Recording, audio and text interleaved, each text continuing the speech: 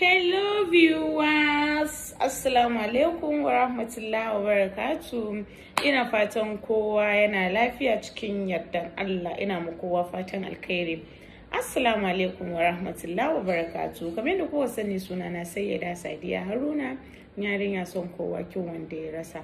Maza gani na nazo izuwa a gare ku. Kun san matsalan da yake faruwa ne yanzu? Sai ka ga namiji da lafiyar shi da komai, amma za ka gan gaban shi baya aiki mai kyau. Excuse me Fati, don't distract me, I'm making a video.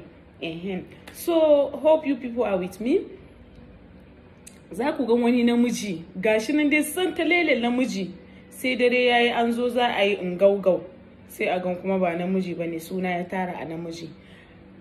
At early age muna da irin mazajen nan, kuma sugar daddies din mu ma most especially su suke fama da irin matsalan nan, kuma su they want young girls like us. Kar ku damu, Sadiya ta kawo muku solution. Bari ma ga wani abu guda daya, zaka ga namiji da yana zama yana haka da gaban shi. Do you know the meaning? Akwai sanyi a tattare da kai. Kar ka damu, Sadiya Haruna ta zo muku da maganin da zai maka wannan maganin wannan abun. Kun gan shi? Kun gan shi? Babu sada. Ka cire stinging. If you are very stinging, ka ajiye stinginess ɗinka a gefe. Come and patronize me and buy this from me. Babu sada. Ka siya duk zai maka wannan maganin sanyin nan, zaka ga namiji zai zauna yana wani haka. Duk wannan sanyi ne. Who is knocking this door? Da Allah bude ke duba mana kowa ne. Ba zan sa stop ba, we continue with my video. Sana'a ce ba. So kun gane, maza ku zo ku siya wannan, is very important, very important. Ku zo ku siya please. Zaka ga namiji zai sex da mace first round din nan, it means a lot to her. Yes, I'm saying this, ka kara wasu kokolwanka. First round din nan, it means a lot to her, saboda shi yafi daɗi. A wannan lokacin ne kai ma sha'awanka yana kusa, a wannan lokacin ne ita sha'awanta yana kusa. So you have to satisfy her a wannan first round din nan.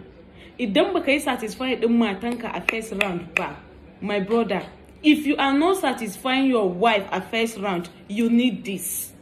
Shi zai saka kai lasting, sannan idan azzakarin ka kararrami ne kamar haka, zai sa shi, kusan shi sex ba wai dan katon abun bane, no, yanayin da zaka yi service da shi ne, yanayin strongness din shi shine sex, ba wai dan mutum zaka ganshi da babban dick amma he don't know what he is doing ba, no.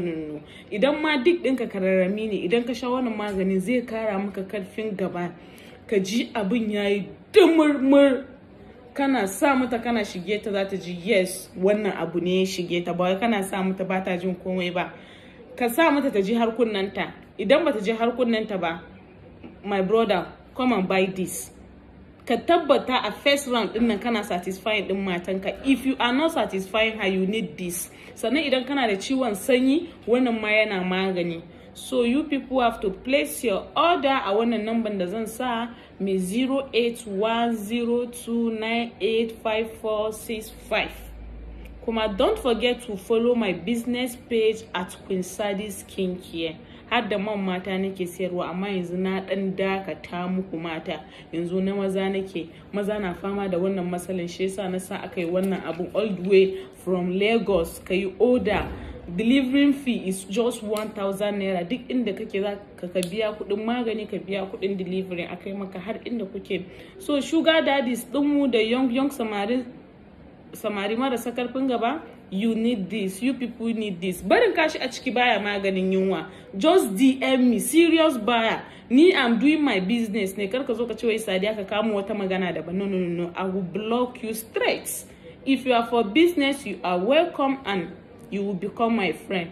But zai you in ajiye number na ka zo kana damuna ba. This is business, serious business. Maza, majority of you need this. Okay?